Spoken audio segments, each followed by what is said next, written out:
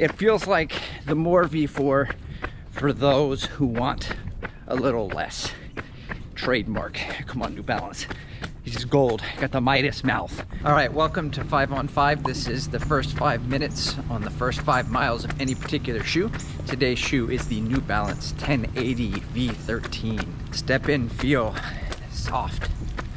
Very soft. Okay, where to start? Well, when I first took it out of the box, it reminded me of the Saucony Triumph. And I was like, oh shit. Wasn't a huge fan of that shoe. And here's my experience in general with like max cushiony shoes, is that they built these plush uppers. The tongue is really thick. It feels soft when the insole is soft when you step into it. But when you start to actually run in it, I feel like the ride's a little more firm than what my brain is expecting. And it's just kind of disappointing. Plus, all the plushness and all of the extra materials that they put into the shoe to make it feel comfortable adds to the weight. So the shoes tend to be a little heavier, which isn't supposed to be a big deal because they're designed for easy runs. So like on certain days when I go to recovery miles, it's heavy and it's also firm. I wouldn't mind it if it was heavy, but actually soft. Good news, the New Balance 1080 V13 is a soft ride. It's different than my experience with the Triumph last year. Park. Oh, we got a power washer over here. Oh, dog groomer. Anyways, as I was saying, use case is going to be easy miles for this shoe. I can't see myself taking the 1080 V13 faster than easy pace because the ride is so soft. Now, if I had to compare the Fuelcell Foam with Fresh Foam X, it would be like bouncing. Fuelcell Foam would be like bouncing a racquetball, and Fresh Foam X would be like bouncing, you know, a basketball. So it feels good. It's not bouncy, but it's more soft, so it protects the feet. As a consequence, given the weight of the shoe as well, it's not that it's like too heavy or anything, but I feel like this shoe is designed for easy paces, and I don't think I could pick it up to marathon pace or threshold or faster stuff. This shoe is one note.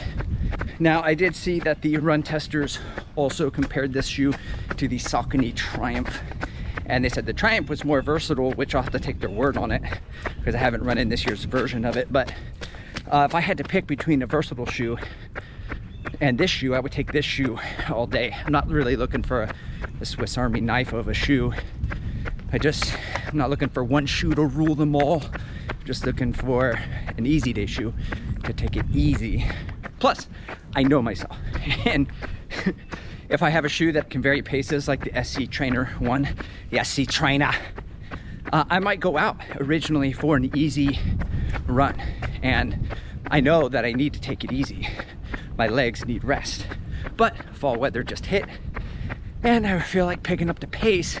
The shoe can pick up the pace, so I do pick up the pace. But I'm like, oh no, this is aerobically still very easy for me. My heart rate is only 138.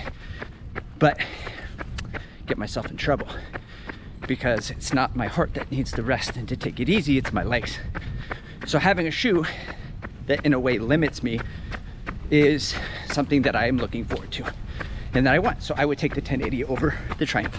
So I am picking up on a little bit of roll through from the back to the forward. It doesn't feel quite as fluid as like the Saucony speed roll, but it's there, you know. I can see why people compare this to the Triumph, and I probably wouldn't be disappointed with either shoe. Now, the price, $165.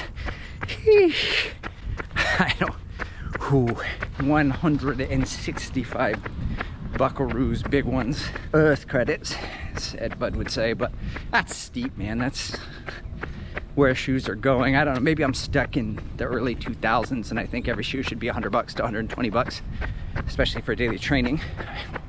Blink-182 did just release a new album, go on tour, so why not charge $120?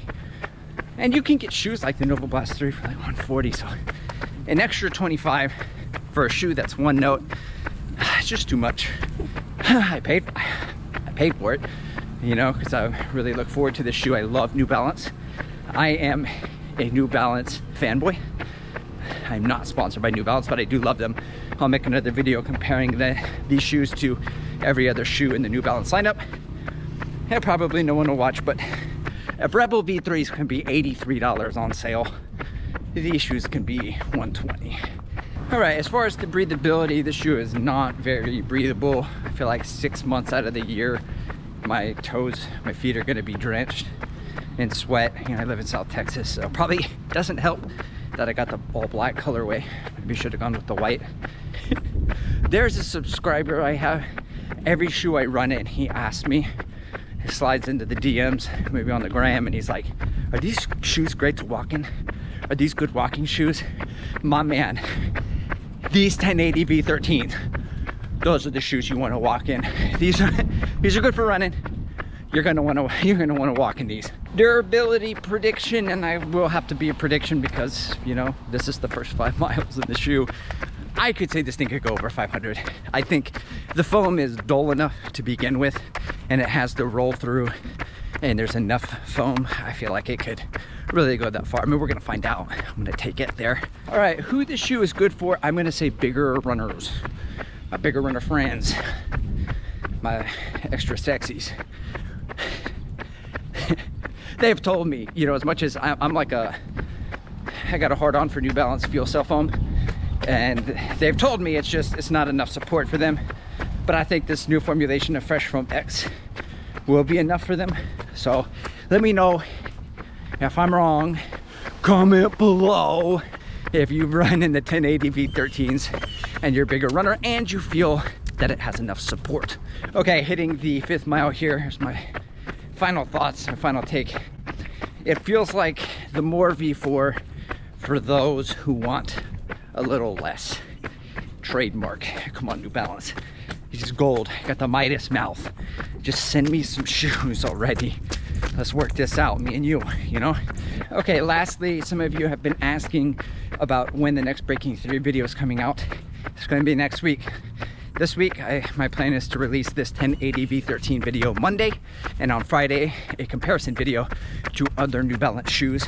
After that, every week, Breaking 3, until we get to the Houston Marathon, January 14th, in which I will break sub 3 in the marathon. Appreciate you guys being patient and coming along for the ride. See you then.